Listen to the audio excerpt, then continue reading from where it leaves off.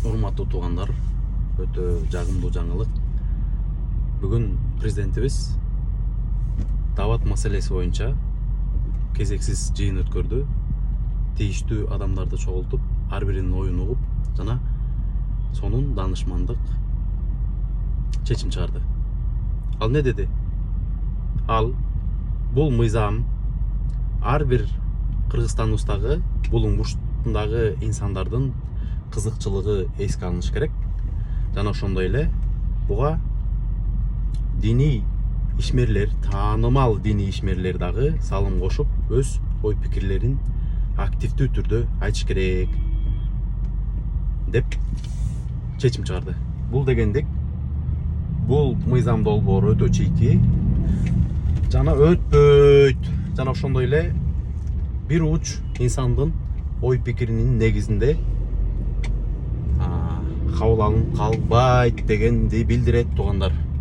Ошондуктан өтө активдүү бололук. Мусулмандык сыпат менен өз ой пикирлерибизди билдирип, коомдук талкууга коюлуп жаткан соң Садыр Нуркожоевич негизинен комментарийлерди окуйт. Ар дайым окуп, анализ жүргүзүп турат. Ошондуктан фейктердин ушундай бир калп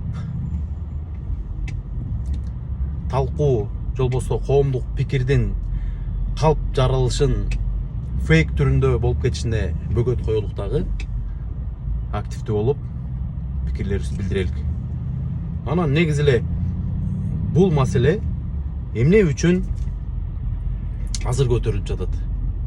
Эмне үчүн мамлекетибизде ушундай бир жакшы жаңылыктар болуп, жакшы өсүштөр болуп, экономикабыз алдыга жылып баштаганда Садыр Нуркожоевичтин, Камчек Кыдыршаевичтин, Акылбек Үсөнбековичтин рейтинги өсүп кеткен маалда бул маселе көтөрүлдү деген суроо.